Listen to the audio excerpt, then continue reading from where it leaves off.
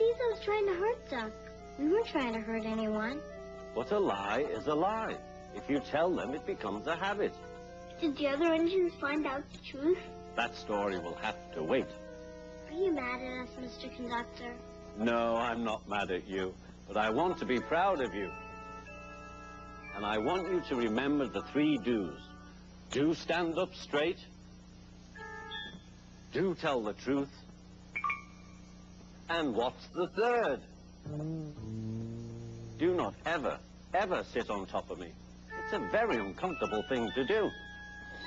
You've got that? I'm not an egg.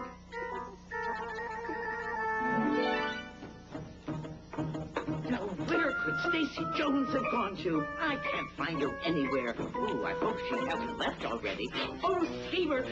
Oh, Schemer, have you heard the news? You'll never guess who they picked to run the railroad. Stacy Jones. What? Stacy Jones is going to run the railroad? Oh, it's very good to have friends in high places. Good old Stacy Jones. I always knew she'd become a star. Oh, hey, there she is now. Oh, Stacy Jones, you old sly pidge. I always knew you'd go places, and you've got such style. Why, that's a very smart shirt you're wearing. Why, thank you, Midge. What a pretty brooch you have. Oh, yes, I paid a great deal of money for this brooch. Do you like it? Here, take it. Oh, no. No, I insist. And Miss Stacy Jones, it would be my humble, joyous occasion if you would be kind enough to come to my house next Tuesday to have dinner with Mommy and me. Oh, well, okay. Oh, well, are you sure you'll have the time? I mean, you must have an awful lot to do. Oh, I enjoy my job. I don't mind the work at all. You are so organized. Now, you'll have to excuse us. We don't want to hold you up. I'm going to cook her something really great. How about this? Raw celery with peanut butter, sprinkled with raisins, with raw potatoes. And for dessert, I got it. Candy bars. Yeah. Hey, which one of these do you think I should give Stacy Jones? Oh, let's see. Well, this one looks good. Yeah. Hey, you want this little old one? Oh, well, I don't mind if I do. That's very nice of you, Schemer. Oh, I killed.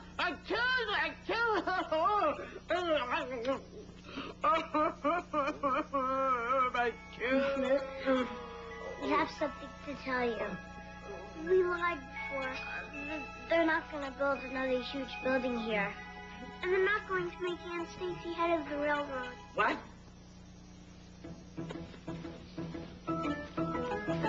Oh, hi, Mitch. Are you or are you not going to be the head of this railroad? The head of the railroad? Certainly not. Mr. J.B. King Esquire is the head of the railroad. Then give me back my brooch. Oh, I thought you might want it back. And you can forget about having celery and raw potatoes with Mommy and me. I thought you might say that, Schemer. What is it, Mitch? What's the matter? I knew I should have skipped my checkups at the dentist. Oh. Well, let's see if we have something for a toothache. Harry has a first aid kit in his workshop.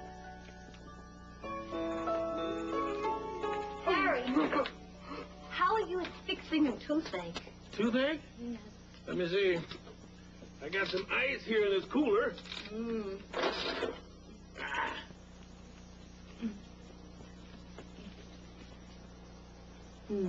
There.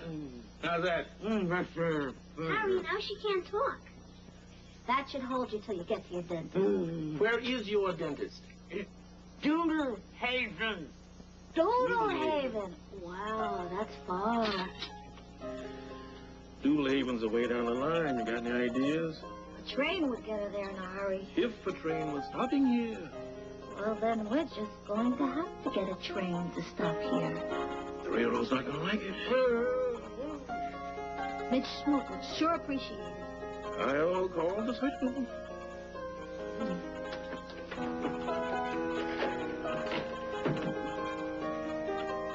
Oh, Ben! Harry!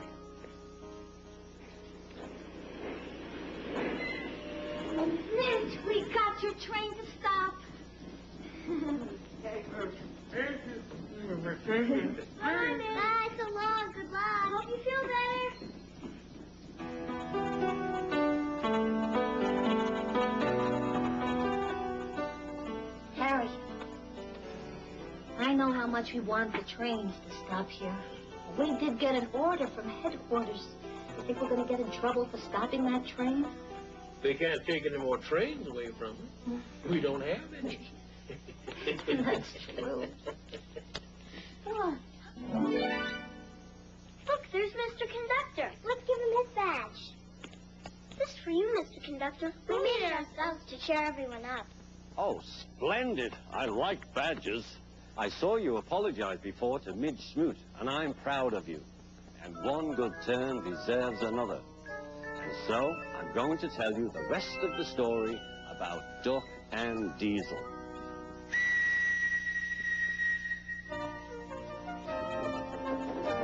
Duck, the Great Western engine, puffed sadly to Edward Station. "It's not fair," he complained. "Diesel has been telling lies about me and made Sir Topham Hatt and all the engines think I'm horrid." Edward smiled. "I know you aren't, and so does Sir Topham Hatt. You wait and see. Why don't you help me with these cars?" Duck felt happier with Edward and set to work at once.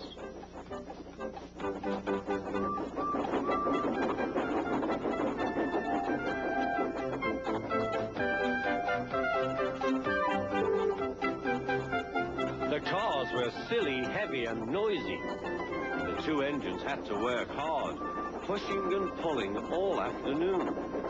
At last, they reached the top of the hill. "Goodbye," whistled Duck, and rolled gently over the crossing to the other line. Duck loved coasting down the hill, running easily with the wind whistling past. Suddenly, it was the conductor's warning whistle.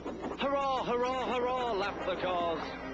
"We've broken away, we've broken away. Chase him, bump him, throw him off the rails," they yelled. "Hurry, Duck, hurry," said the driver. They raced through Edward Station, but the cars were catching up. "As fast as we can, then they'll catch us gradually." The driver was gaining control. "Another clear mile and we'll do it." "Oh, glory, look at that!" James was just pulling out on their line from the station ahead. Any minute there could be a crash. "It's up to you now, Duck," cried the driver. Duck put every ounce of weight and steam against the cars. "It's too late," Duck groaned and shut his eyes. He veered into a siding where a barber had set up shop. He was shaving a customer.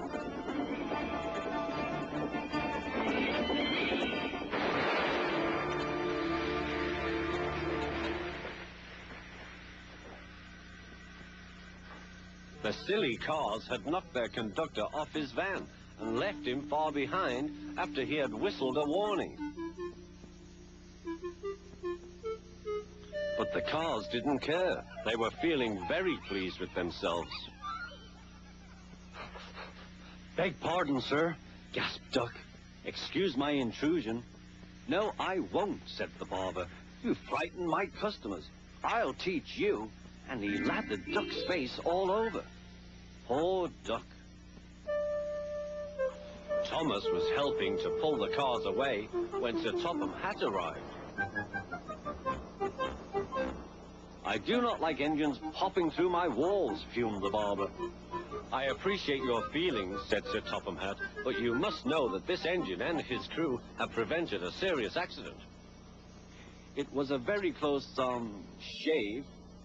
"Oh," said the barber. "Oh, excuse me." He filled a basin of water to wash Duck's face.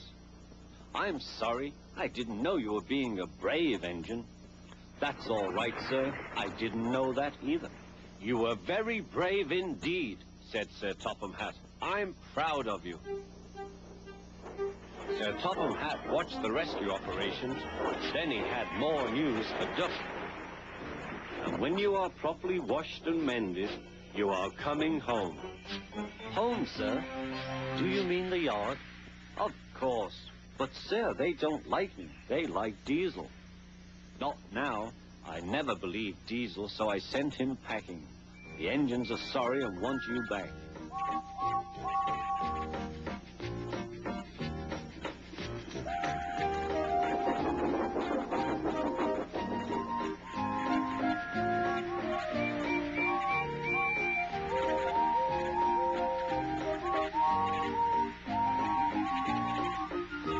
2 days later, when he came home, there was a really rousing welcome for Duck, the Great Western Engine.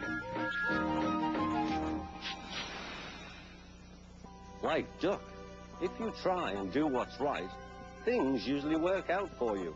And let's hope they work out for Shining Time Station. Stacy Jones speaking. Yes? Oh, I understand. Yes. Yes, goodbye.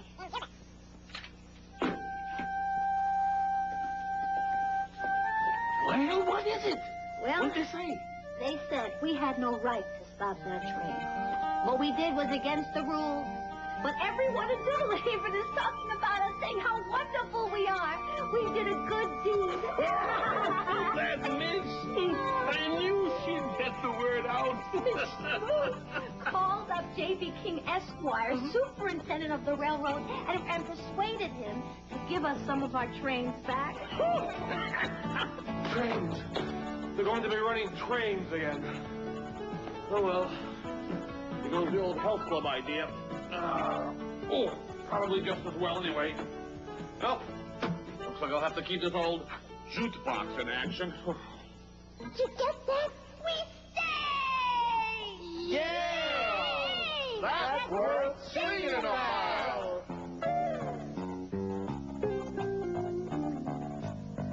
Jesse James was a lad that killed many a man. He robbed the Danville train. But that dirty little coward that shot Mr. Howard has laid poor Jesse in his grave. It was Wednesday night, the moon was shining bright. They robbed the Glendale train. The people, they did say, for many miles away, it was robbed by Frank and Jesse James, yeah.